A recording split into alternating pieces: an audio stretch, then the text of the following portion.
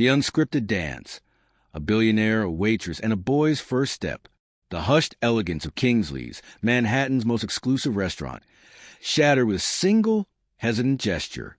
10-year-old Lucas Montgomery, his legs encased in metal braces, wavered as he extended a trembling hand towards Diana Johnson, the restaurant's only black waitress. The soft piano melody had just begun, and the boy's unexpected invitation to dance hung in the air, a challenge to the rigid decorum of the elite establishment. "Sir, control your son." Manager Thornton's voice, sharp and laced with disdain, sliced through the silence. "That's inappropriate. This is not a dance hall, and our employees are not here to entertain children." Richard Montgomery, owner of Montgomery Investments and a titan of industry, swallowed hard. This was Lucas's first public outing since the accident 2 years prior had partially paralyzed his legs. A mistake, Richard grimly concluded. He wouldn't repeat. "Lucas, sit down," he ordered, his voice low but firm. Diana, however, remained rooted. Her gaze shifted between the indignant manager, the formidable billionaire, and the boy whose hand still hung suspended. 5 years at Kingsley's had taught her to be invisible, especially to patrons like Montgomery. But today, something shifted. "Mr. Thornton, I'm leaving. My shift is over." Her voice was calm as she untied her apron, placing it on a nearby tray. Then, to the astonishment of everyone present, she smiled at Lucas and took his hand. "I can't dance in an apron." Richard shot to his feet. "What do you think you're doing?" Diana met his gaze. "I'm accepting an invitation, sir." Before anyone could intervene, Lucas took a hesitant step, his bracefoot dragging painfully across the polished floor. The metal shrieked, a jarring sound in the opulent room. Yet Diana didn't guide or rush him. She simply adjusted her pace to his, a quiet acceptance in her every movement. Whispers rippled through the room. "She's getting fired tomorrow." Richard watched, transfixed. A sudden memory pierced through him. Elizabeth, his late wife, dancing with Lucas in their living room. "It's not about perfection," she had told him. "It's about connection." As Diana followed Lucas's clumsy steps, something in the boy's eyes transformed. Fear gave way to intense concentration, shame to a shy pride. For the first time since the accident, Lucas wasn't being helped or corrected. He was leading. "Mr. Montgomery," the manager's voice snapped Richard back to reality, "I assure you this will never happen again. She will be properly disciplined." Richard didn't respond. The entire restaurant seemed to hold its breath, awaiting his reaction. A man of his power could end anyone's career with a single word.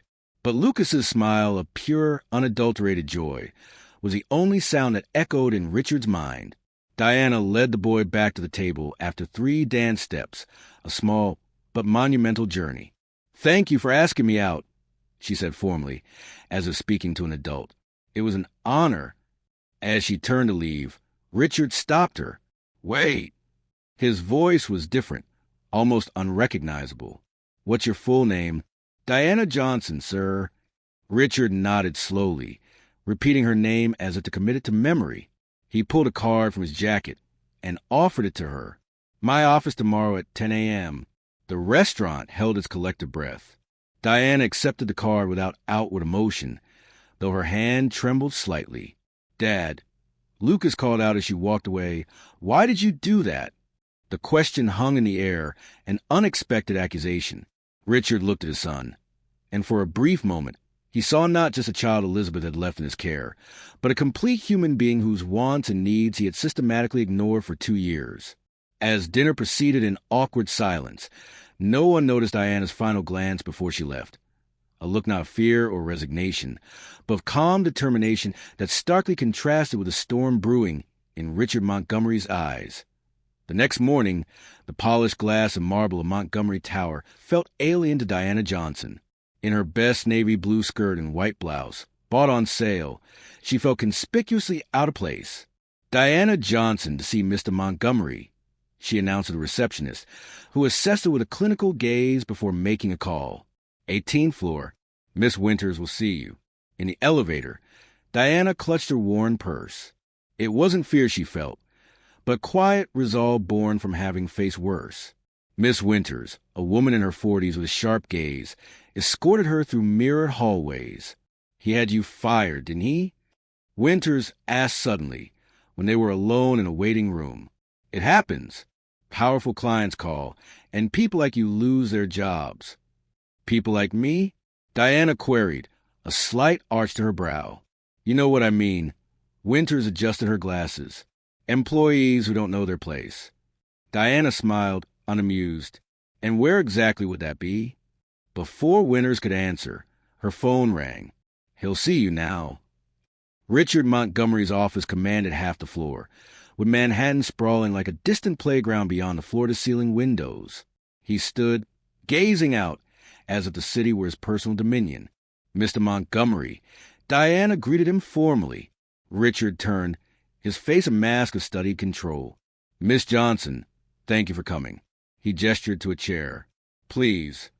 The calculated silence that followed was a tactic Diana immediately recognized, designed to make nervous people incriminate themselves.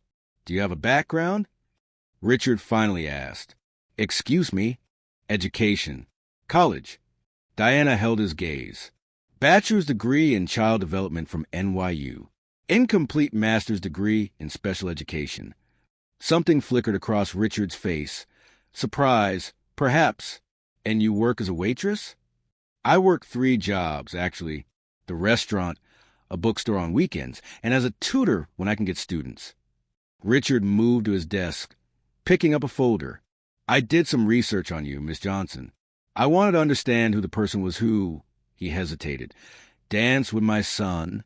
He opened the folder, revealing printed photos of Community Center. "Freedom Steps. You founded that 6 years ago." Diana sat straighter. "I co-founded it with my sister, Zoe, a dance program for children with physical disabilities." Richard thumbed through documents, "which is now about to close due to lack of funding." Diana showed no surprise. Of course. He would unearth all of this in less than 24 hours. "I didn't come here to ask you for money, Mr. Montgomery." "Then why did you come?" "Because you invited me." Richard laughed softly, a joyless sound. "Fair enough." He stood again, restless. "I want you to work for me." Diana blinked, genuinely taken aback. "As a waitress in your house?" Richard's face hardened. "As a therapeutic companion for Lucas." His son's name seemed difficult for him to say. Diana noticed his eyes momentarily drift to a photo on the table, a smiling woman holding a baby. "I have the best specialists in the country," Richard continued. "Physical therapists, neurologists, psychologists. But what you did yesterday..." He paused, as if the words betrayed him. "It was just a dance, Mr. Montgomery." It was the first time I've seen him smile since the accident. The admission was painful. "I don't want a dancer for my son. I want someone who can do what you did. Follow, not lead."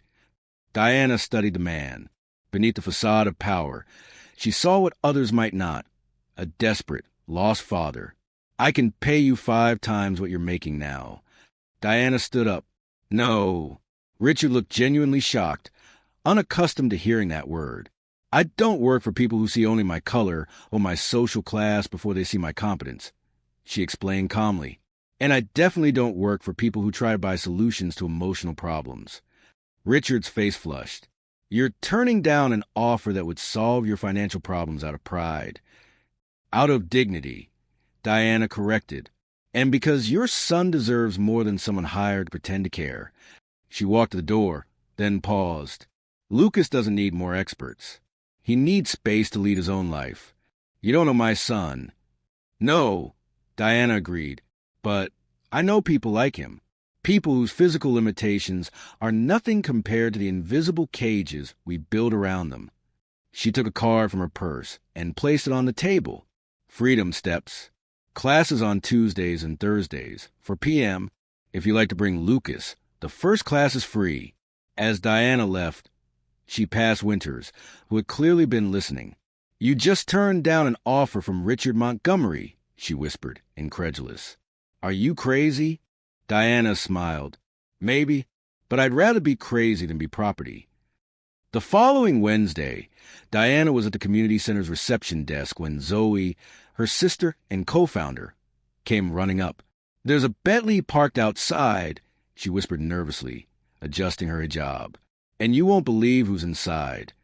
Through the window, Diana saw the luxurious car. Lucas was in the back seat, looking anxiously out the window. Richard remained in the driver's seat, hands still on the wheel, as if fighting an internal battle. "He's not coming in," Zoe predicted. "Men like him don't come places like this."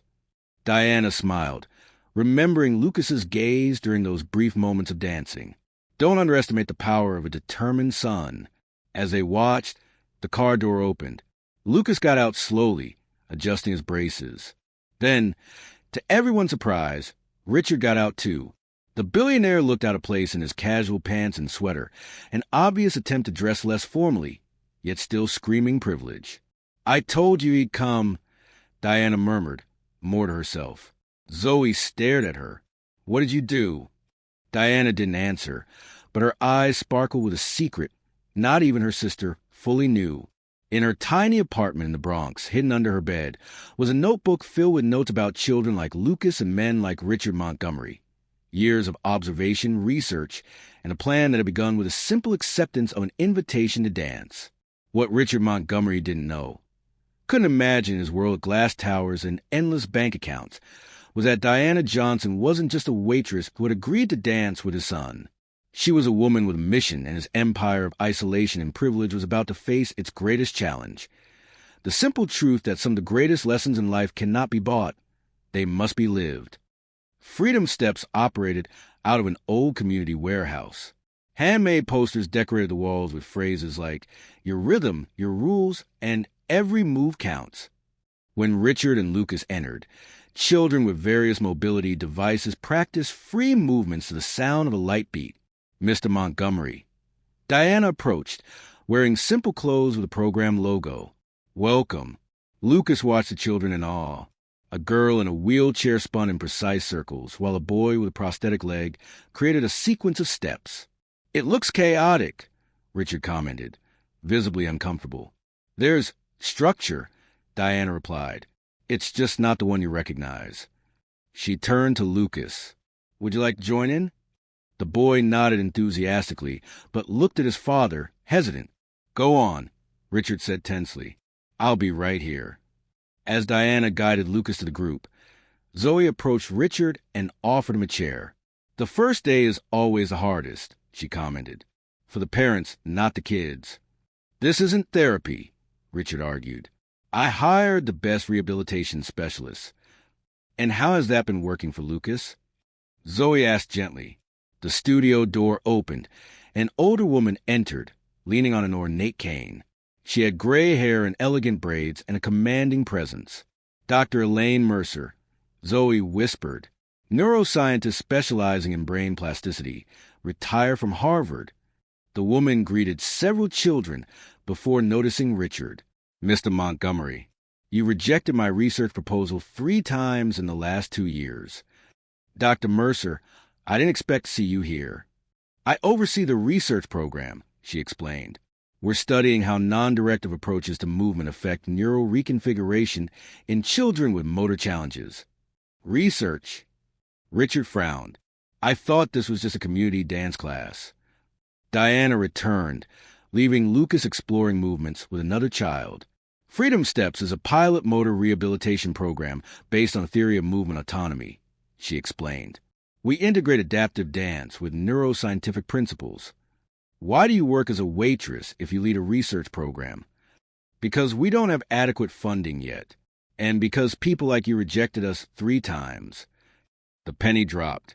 "You were Dr. Mercer's assistant on the proposals?" "Co-author," Dr. Mercer corrected. "Diana has an incomplete master's degree because she had to leave college to take care of her sister. But her theoretical work is groundbreaking." "You knew who I was at the restaurant," Richard concluded. "From the moment you walked in," Diana confirmed. "And when Lucas got up to dance, I recognized the opportunity to show, not tell." "Was it staged, the dance?" "Absolutely not. Lucas chose to get up. I chose to follow." A group of reporters entered the studio. Richard immediately tensed. "What's this? Part 2 of the plan?" Diana smiled slightly. Zoe showed Richard a newly published article.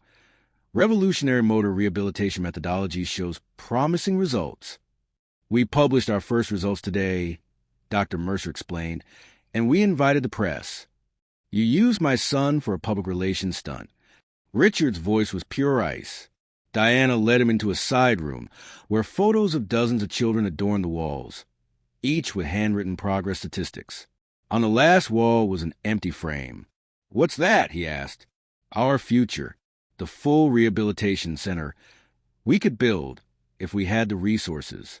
500 children a year instead of 50. You orchestrated all this," Richard muttered. "The dance, the meeting, bringing me here on press day. I saw an opportunity and took it. For months ago, when you canceled our meeting without reading the proposal, I promised myself I'd find a way." "Diana," Zoe's voice interrupted. "It's Lucas." They rushed back. Lucas was in the center of the room, surrounded by other children. Someone had turned off the music, and everyone watched in silence. The boy had removed one of his braces and was trying to balance on just one support. "Lucas." Richard started forward, but Diana stopped him.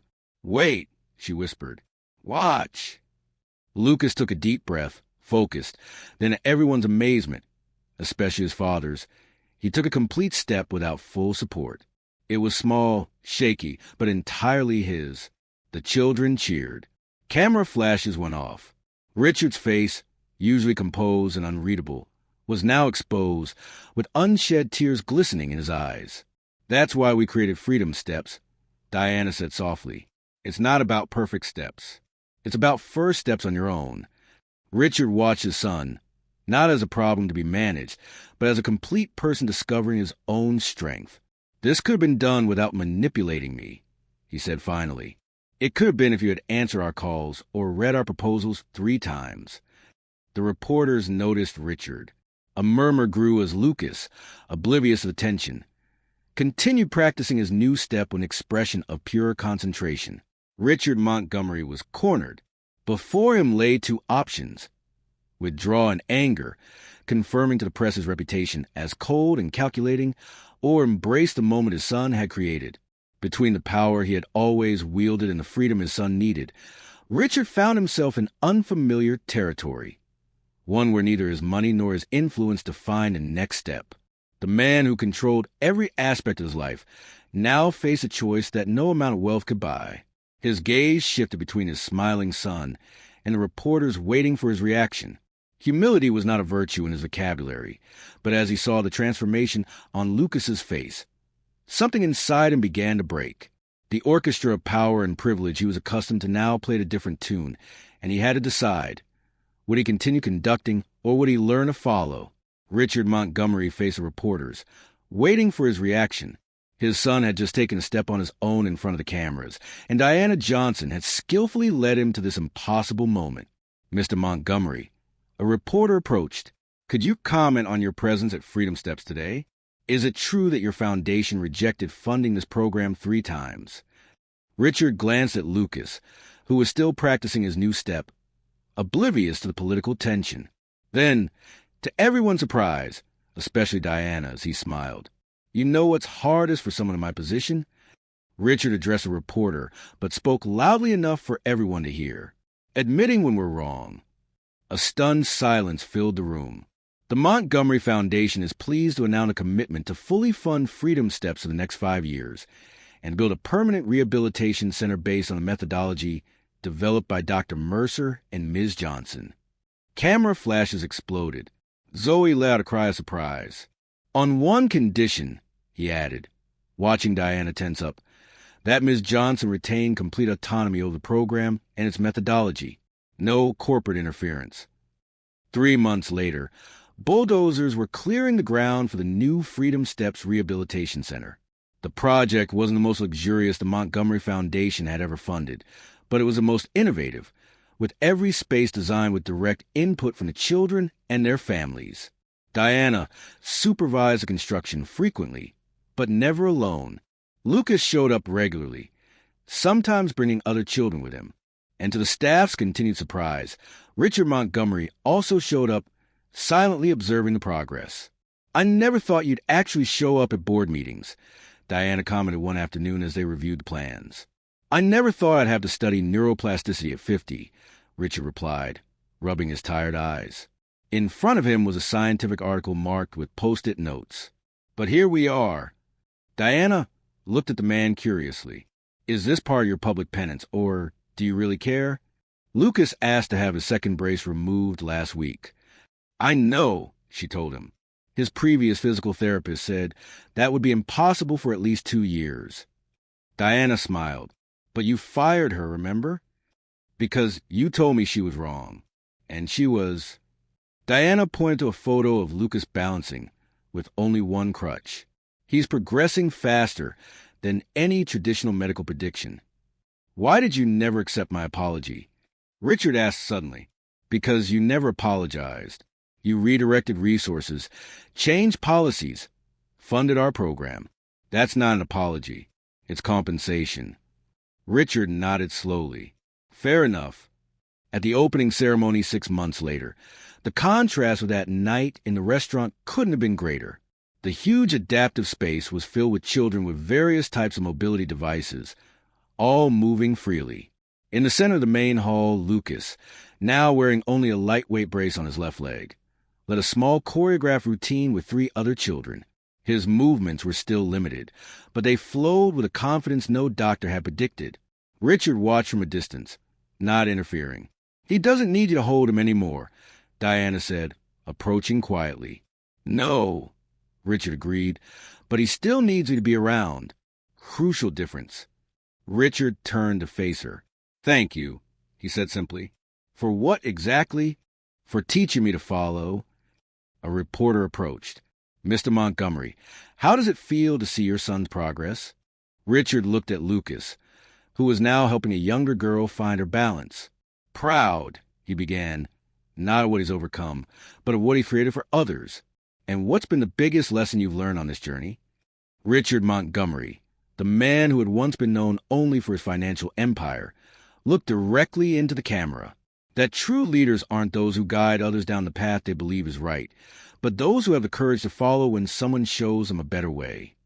A year later, the Freedom Steps program expanded to 3 new cities. Diana received a Pediatric Rehabilitation Innovation Award, and her methodology began to be implemented in hospitals across the country.